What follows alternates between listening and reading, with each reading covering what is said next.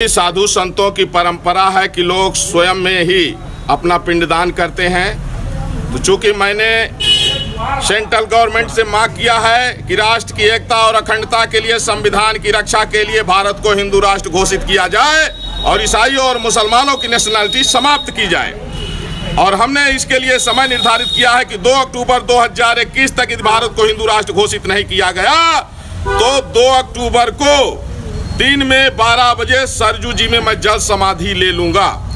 उसके लिए आज मैंने कफन पूजन किया, स्वयं में ही कफन पहन करके, और मैं सरजू जी में ठीक 2 अक्टूबर को 12 बजे जल समाधि लूंगा।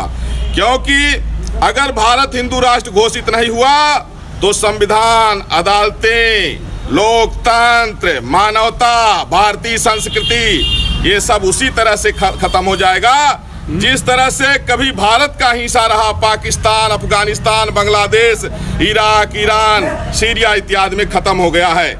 अब चूंकि हिंदुओं के लिए अंतिम देश है हिंदुस्तान, अगर हिंदू राष्ट्र घोषित नहीं हुआ तो हिंदू समाप्त हो जाएंगे और हिंदू के साथ साथ सनातन को मानने वाली परंपरा समाप्त हो जाएगी।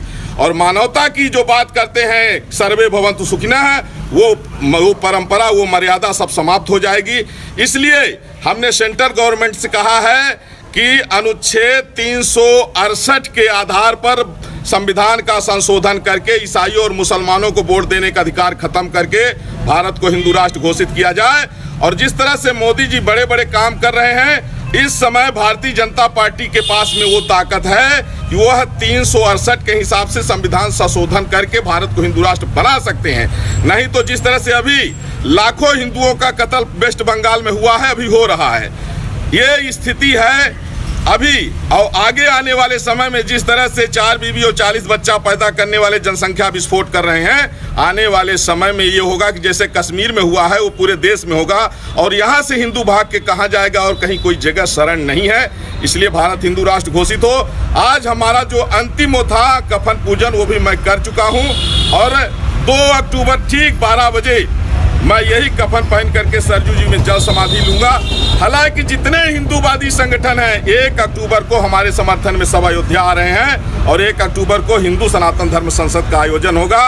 अब यह जो है सिलसिला रुकेगा नहीं, या मेरे जीते जी हो जाए या मेरे मरने के बाद मेरी श्रद्धांजलि में हो, लेकिन करना पड़ेगा। मैंने सेंट्रल गवर्नमेंट से मांग किया है कि राष्ट्र की एकता और अखंडता के लिए, संविधान की रक्षा के लिए भारत को हिंदू राष्ट्र घोषित किया जाए और ईसाइयों और मुसलमानों की नेशनलिटी समाप्त की जाए।